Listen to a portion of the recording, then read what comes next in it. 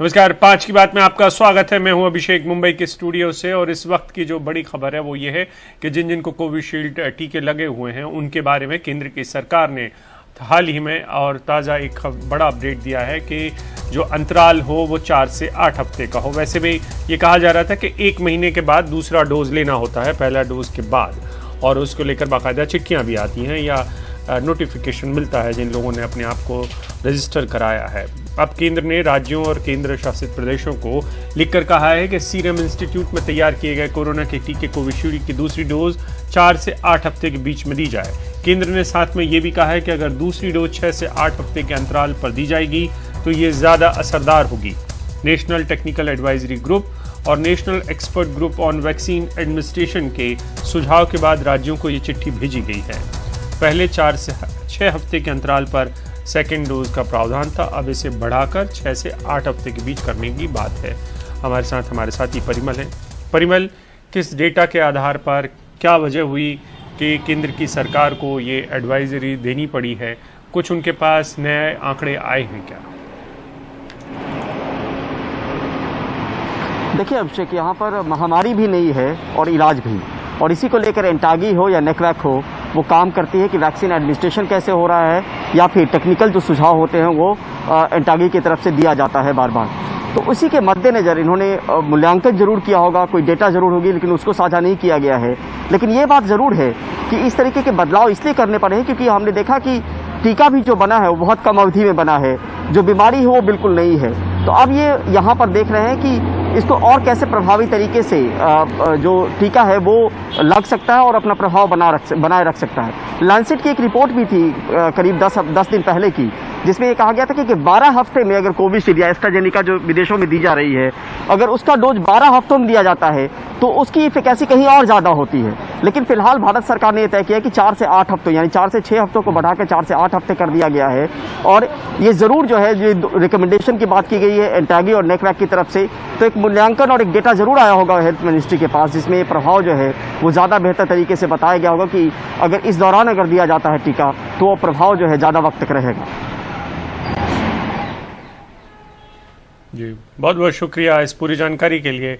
तो इसके बाद अब कोविड का जो टीका है उसका एडमिनिस्ट्रेशन चेंज होने वाला है। 6 से 8 हफ्तों के बीच में ये ज़्यादा प्रभावशाली होगा, ये कहा जा रहा है। बहुत बहुत शुक्रिया परिमल इस पूरी जानकारी के लिए। और दिल्ली में सार्वजनिक तौर से होली मनाने पर पाबंदी लगने वाली है। ये पाबंदी इस वजह से लगने वाली है क्योंकि होली के रंग में कोविड ने या कोरोना ने भंग डाल दी है। एक तरीके से रंग भंग का काम किया है। सार्वजनिक होली नहीं होगी, हाँ आप अपने घर पे अपने इलाके में जहाँ पर हैं वहाँ पर खेल सकते हैं। दिल्ली के डिजास्टर मैनेजमेंट अथॉरिटी की बैठक में हुई चर्चा के बाद ये फैसला लिया गया है। दिल्ली में चूंकि पॉजिटिविटी रेट 1% से ज़्यादा हो चुका है, ऐसे में सार्वजनिक जगहों पर होली का त्यौहार मनाना सुपर स्प्रेडर हो सकता है। ज़रूरत है कि लोग अपने घरों में ही होली मनाएं, भीड़ से बचें।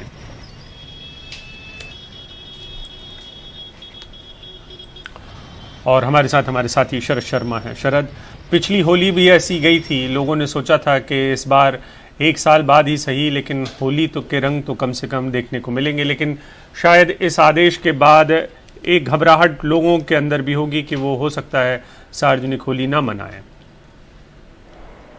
बिल्कुल, देखिए जैसे कि उम्मीद की जा रही थी, हमने फरवरी में देखा कि 100 से भी कम मामले आए थे, तो उसके बाद से ऐसी उम्मीद थी कि अब लगभग संकट के बादल छट गए हैं और हालात अब सामान्य हो गए हैं। लेकिन उस 100 से नीचे की स्थिति से आज दिल्ली में 800 से ज्यादा मामले रोजाना रिपोर्ट हो रहे हैं। पहले जो स्थिति थी वो ये थी कि जो 1000 लोगों का टेस्ट करते थे तो 2 या 3 लोग पॉजिटिव निकलते थे। आज 1000 लोगों का टेस्ट करने पर 8-10 लोग पॉजिटिव निकल के आ रहे हैं। तो इसीलिए जो है अभी आगे और ना बढ़े, तो इसीलिए ये सर्वसम्मति बन गई है कि हाँ सार्वजनिक स्थलों पर जो होली है उसको किसी रूप में भी प्रतिबंधित किया जाना चाहिए। लेकिन ये अभी तय नहीं कर पाई है सरकार कि ये जो प्रतिबंध है ये किस तरह से लगाया जाएगा। क्या ऐसा किया जाए कि 8-10 लोगों को एक जगह पे इकट्ठे होने की इजाजत दी जाए, 15-20 लोगों को इकट्ठे होने की इजाजत दी जाए, या बिल्कुल ही 100% प्रतिबंध लगा दिया जाए। ये जब औपचारिक आदेश आएगा तब हमें इसके बारे में जानकारी मिल पाएगी। लेकिन हाँ, ये बात तय है कि मीटिंग के अंदर सभी लोग इस बात पर सहमत थे कि सार्वजनिक रूप से जैसे दिल्ली के अंदर छठ मनाने पर रोक लगाई गई थी, ठीक उसी तरह से लगभग उसी तरह से होली पर भी जो है कुछ पाबंदियां या पूरी पाबंदी लगाई जानी चाहिए। जी, बहुत बहुत शुक्रिया शरद इस पूरी जानकारी के लिए। शरद बता रहे हैं पाबंदी की बात हो रही है होली पर, सार्वजनिक जगहों पर। जो वैसे सार्वजनिक होली मुंबई में भी बहुत मनाई जाती है, उस पर भी शायद इस किस्म की पाबंदियां आए, क्योंकि पहले से ही डिजास्टर कंट्रोल के जो कानून है वो लागू हैं और महामारी को नियंत्रित करने वाले कानून भी लागू हैं। और अब बात कर रहे हैं मुंबई की, तो मुंबई के पूर्व पुलिस कमिश्नर परमवीर सिंह अब दिल्ली चले गए हैं सुप्रीम कोर्ट में। उन्होंने अपनी याचिका सुप्रीम कोर्ट में दायर की है। वो ये कह रहे हैं कि इस पूरे मामले की जो भी उन्होंने अपनी चिट्ठियों में जो आरोप लगाए हैं उसकी जांच सीबीआई करे, क्योंकि वो निष्पक्ष जांच चाहते हैं। उनकी पैरवी मुकुल रोहतगी करेंगे। सीबीआई जांच की मांग लेकर खुद परमवीर सिंह पहुंचे हैं। आप ये ध्यान रखिए कि उनके ऊपर भी आरोप लगे हैं कि क्या उन्होंने सचिन वाजे को शह दी हुई थी। ये तमाम चीजें हैं। परमवीर सिंह ने सुप्रीम कोर्ट से मांग की है कि अनिल देशमुख के घर के सीसीटीवी फुटेज को तुरंत सीज करने के आदेश दिए जाएं। परमवीर सिंह ने सुप्रीम कोर्ट में कहा कि इस मामले में उनके खिलाफ किसी भी कठोर कदम को उठाने से रोका जाए।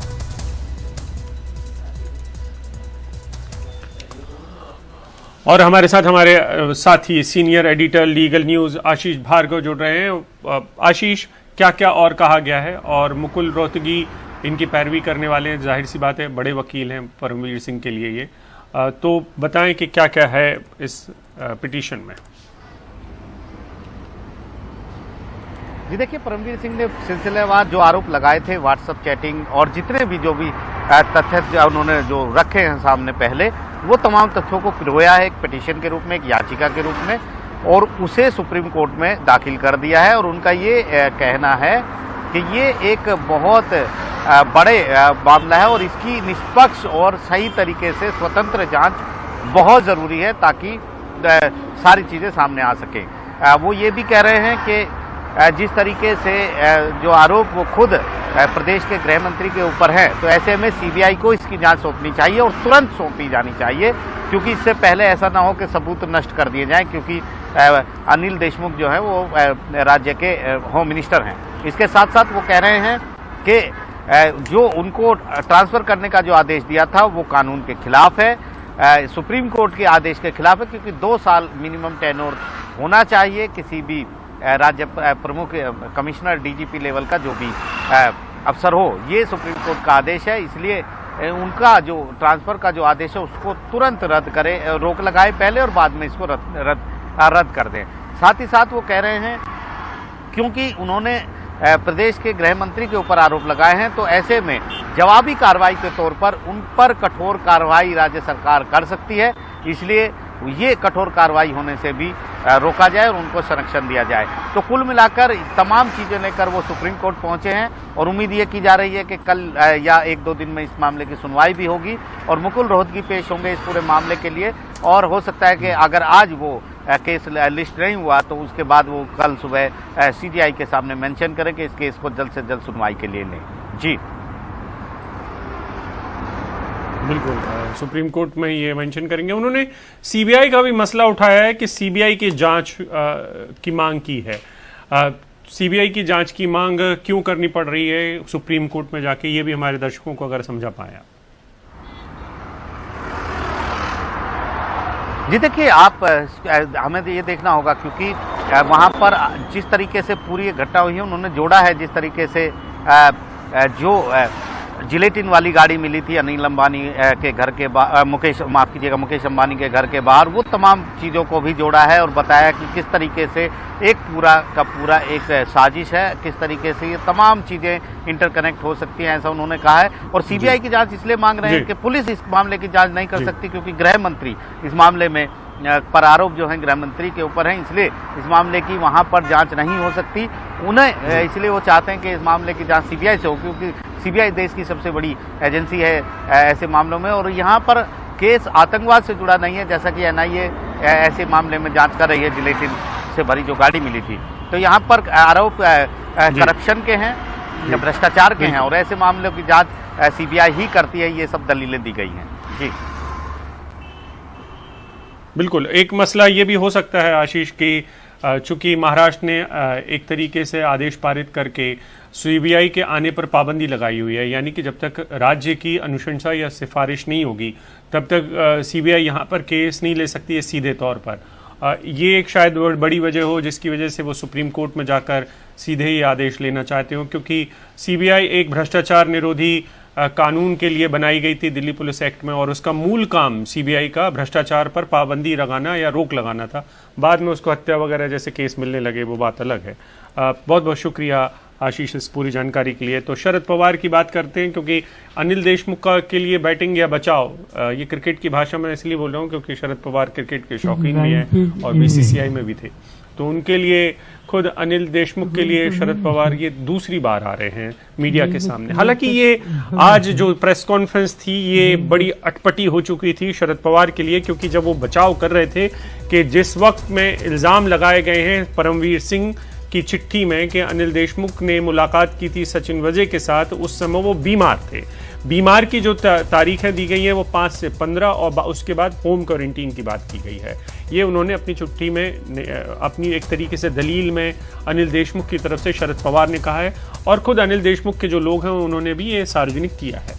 लेकिन अब इसमें पेच ये है कि जब शरद पवार प्रेस कॉन्फ्रेंस कर रहे थे तभी बीजेपी ने ट्वीट किया कि देखिए ये जो प्रेस कॉन्फ्रेंस अनिल देशमुख भी कर रहे थे जब वो अस्पताल से उनको छुट्टी मिली थी, तो एक तरीके से ये शरद पवार के जो क्लीन चिट देने का जो मामला था या एनसीपी जिस किस्म की बात कर रही है उस पर उन्होंने सवाल खड़े किए हैं बीजेपी ने। दूसरा मसला ये भी है कि शरद पवार ने एक चीज को जो जिसका जवाब अभी भी नहीं मिल पाया वो ये है कि परमवीर सिंह ने जो चैट सार्वजनिक की हैं उनमें इल्जाम फरवरी एंड का है, यानी कि फरवरी के अंतिम वक्त में ये चैटिंग हुई है उनकी और एक एसीपी की, जिसमें भ्रष्टाचार के मामले की खुलासे की बात हो रही है। तो बड़ा सवाल ये है कि ये जो सियासी बवाल है ईमेल बम की वजह से, इसमें अनिल देशमुख आखिर में बच पाएंगे या नहीं बच पाएंगे, क्योंकि हर दिन कुछ ना कुछ नया है जिसके लिए शरद पवार को खुद उतरना पड़ता है या एनसीपी को उतरना पड़ता है। ये बात ये साफ हो गई कि जिस समय में ये एलिगेशन किया था वो फिर अनिल देशमुख हॉस्पिटलाइज थे। ये बात साफ होने के बाद ऐसे जो कुछ डिमांड है इस डिमांड को कोई ताकत नहीं रही, सरकार के ऊपर कुछ असर नहीं होगा। दूसरी बात, जिन मिनिस्टर के बारे में एलिगेशन था, ये एलिगेशन जिस मिनिस्टर के बारे में था, इस मिनिस्टर की उस समय की स्थिति क्या होती ये साफ हो गया है। और ऐसे परिस्थिति में उनको इस्तीफा मांगना, because yesterday I myself said it looks like a serious thing, but when I saw all the documents, I saw all the program, and I am convinced that this particular period he was in Nagpur. तो hospital में कब थे और home quarantine में कब थे, अनिल देशमुख को सुनिए। मुझे कोविड हुआ था, उसके वजह से नागपुर के एलेक्सिस अस्पताल में मैं 5 फरवरी से लेके तो 15 फरवरी तक एडमिट था। 15 फरवरी को मेरा जब डिस्चार्ज हो रहा था तब मैं अस्पताल से घर में जाने के लिए जब अस्पताल के नीचे आया और अस्पताल के गेट के ऊपर काफी पत्रकार वहां पे खड़े थे, उनको मुझे कुछ सवाल पूछना था। मैं कोविड के वजह से मेरे में वीकनेस था, उसके वजह से मैं वहीं कुर्सी पे बैठ के उनके सवालों का जवाब देके गाड़ी में बैठ के होम क्वारंटाइन 27 फरवरी तक हो गया।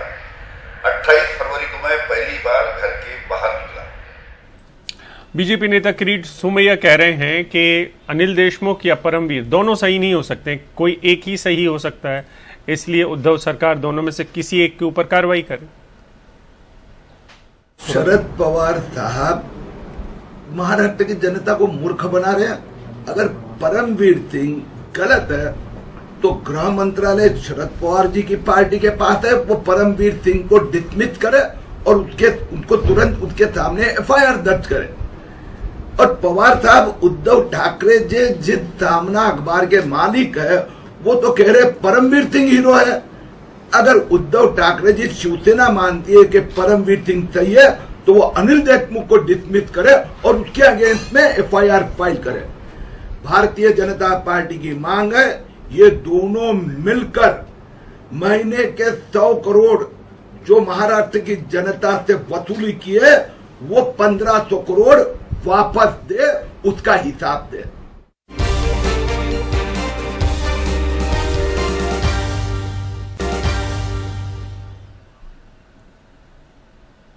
मुंबई के पूर्व पुलिस कमिश्नर परमवीर सिंह की जो चिट्ठी है उसके बाद 100 करोड़ का मसला और वसूली जैसे शब्द अब संसद में पहुंच चुके हैं। दोनों सदनों में, राज्यसभा और लोकसभा दोनों में हंगामा हुआ। बीजेपी ने सवाल उठाए, जवाब में सेना भी भड़की और हंगामा हुआ। भाई नहीं अलाउ नहीं किए तो हल्ला करने से क्या होगा? You are not understanding. I have not allowed anybody. Police bomb रख रही है, पुलिस ही मंत्री वसूली कर रहे हैं और मुख्यमंत्री चुपचाप बैठे। कहां ले जाओगे महाराष्ट्र को? बैठिए, सिर्फ क्वेश्चन आवर प्लीज बैठिए, क्वेश्चन आवर प्लीज बैठिए, क्वेश्चन आवर प्लीज। जिस तरह से only question hour, nothing else please. और गृह मंत्री वसूली कर रहे हैं। आज तक देश ने ये देखा कि आतंकवादी बम लगाते हैं, लेकिन अब पुलिस ही लगा रहे हैं। ये देखा। बहुत सारे महाराष्ट्र के सांसद कह रहे हैं कि महाराष्ट्र में वसूली चल रही है, लेकिन देश भर के माननीय सांसद इस बात को लेकर चिंतित हैं कि जो महाराष्ट्र में आरोप लगे वो बहुत गंभीर है और महाराष्ट्र सरकार उस पर उचित कार्रवाई करे। सर, वो होना चाहिए, क्योंकि छोटा मोटा आरोप नहीं था। 100 करोड़ रुपया महीने की वसूली एक बहुत बड़े आरोप की बात थी। ये एक चिंता का विषय है।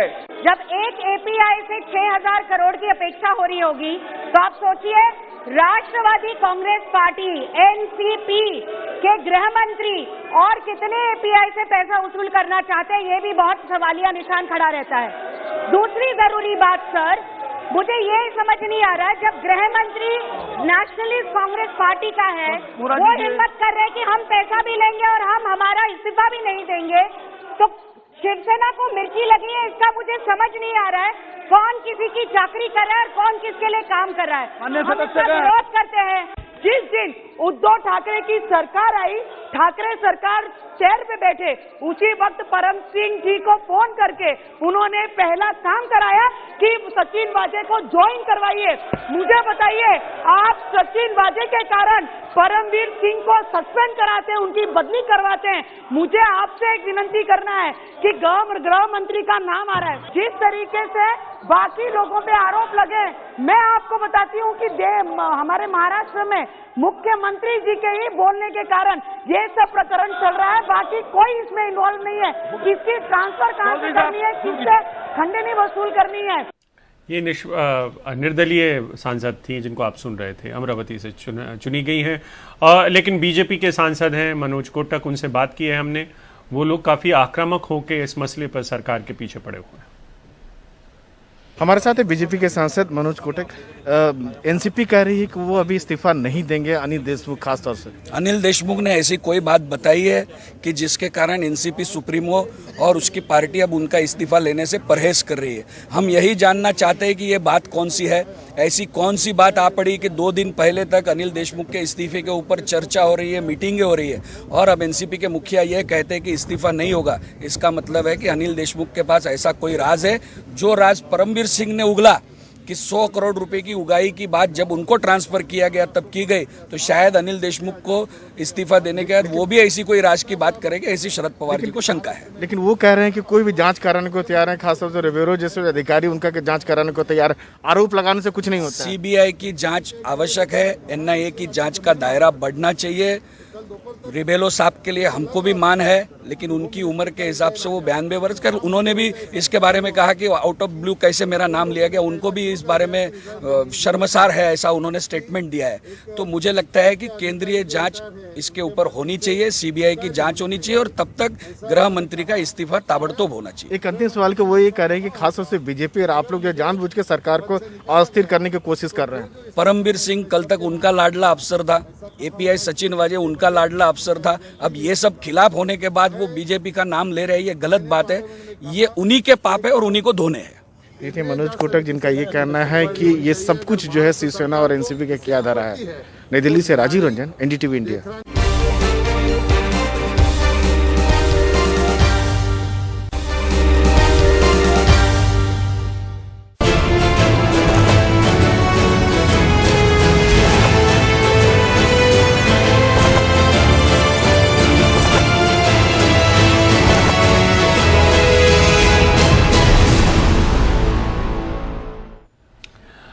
और विधानसभा चुनाव में असम की बात करते हैं, जहां पर आज अमित शाह पहुंचे हुए थे। उन्होंने अपनी रैली में कहा कि कांग्रेस की सत्ता में आते ही अशांति हो जाती है, आंदोलन कोई नहीं हुआ बीजेपी के शासनकाल में 5 साल में, ना ही कोई आतंकी घटना हुई है, और बीजेपी सरकार में रहती है तो विकास आता है। गृहमंत्री ने कहा कि अगर कांग्रेस ने अपनी गोद में बदरुद्दीन अजमल को बिठाया है, अगर इनके हाथ में सत्ता आ गई तो ये लोग बेरोक टोक घुसपैठ कराएंगे और बेरोक टोक घुसपैठ होगी।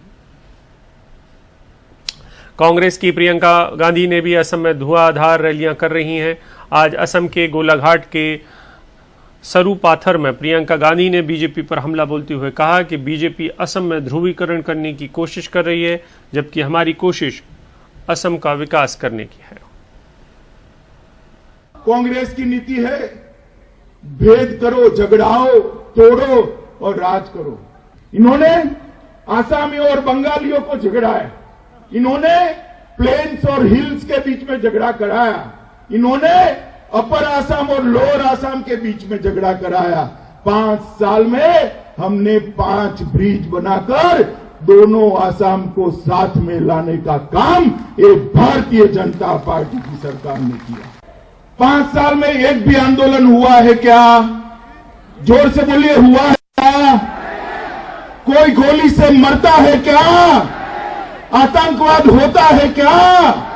इसका मतलब साफ है, जब कांग्रेस आती है अशांति आती है और भाजपा आती है विकास आता है। आपको आतंकवाद चाहिए या विकास चाहिए, इसका चुनाव करने का ये चुनाव। असम के नेता ऐसे समझिए कि भाजपा असम में एक राजनीतिक पार्टी नहीं, एक माफिया जैसे चल रही है। इनकी अपनी पार्टी में इनके नेताओं का आदर नहीं है।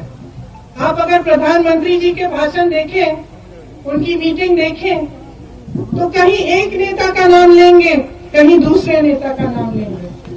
वो ये भी नहीं तय कर पा रहे हैं कि उनका मुख्यमंत्री कौन बनेगा।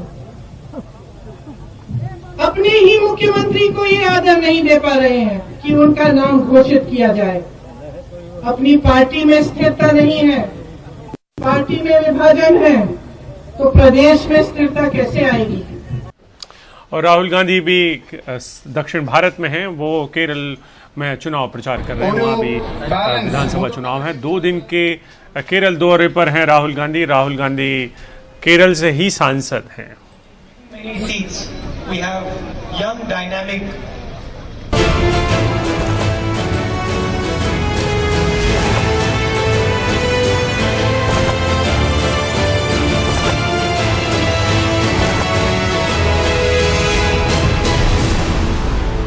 बात करते हैं किसान नेताओं की, किस तरीके से किसान नेता लगातार महापंचायतें कर रहे हैं देश भर में।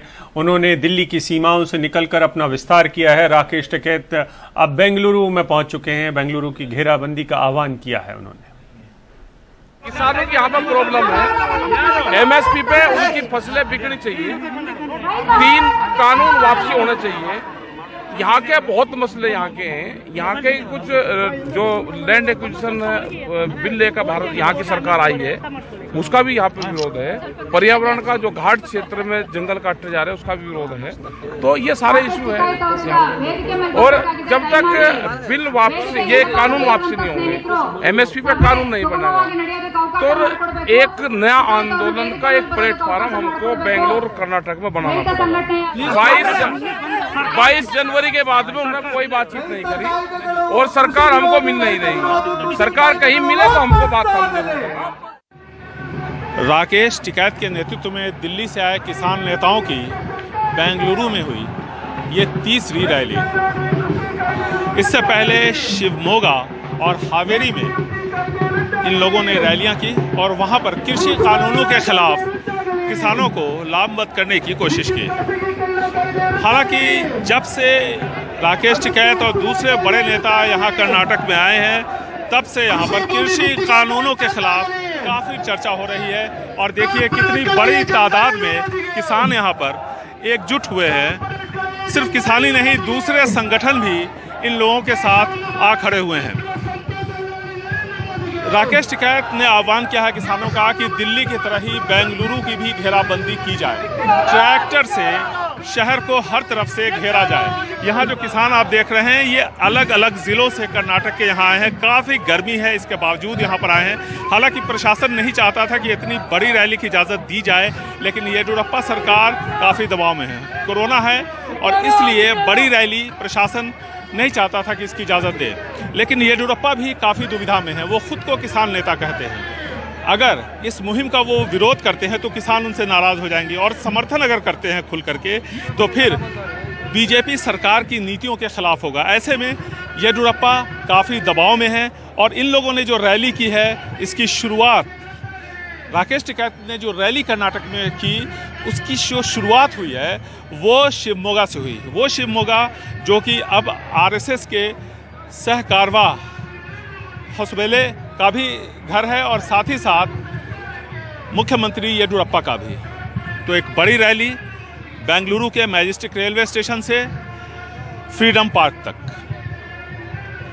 बेंगलुरु से कैमरामैन गोविंद मूर्ति के साथ निहाल Kidwai, NDTV India.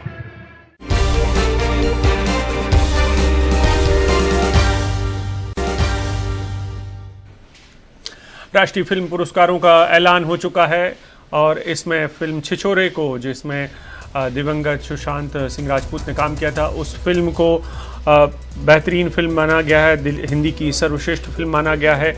Manikarnika, the queen of Jhansi और पंगा फिल्मों में अभिनय को देखते हुए कंगना रनौत को सर्वश्रेष्ठ अभिनेत्री चुना गया है। बेस्ट एक्टर का अवार्ड 2 अभिनेताओं को दिया गया है। भोसले फिल्म के लिए मनोज वाजपेयी और तमिल फिल्म असुरम के लिए धनुष को बेस्ट एक्टर के लिए चुना गया है।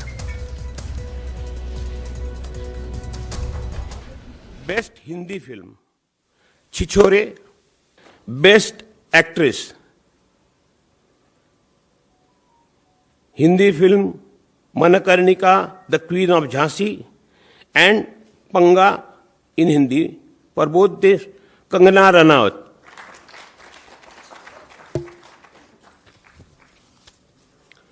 Best actor, again it is shared by 2 wonderful actors.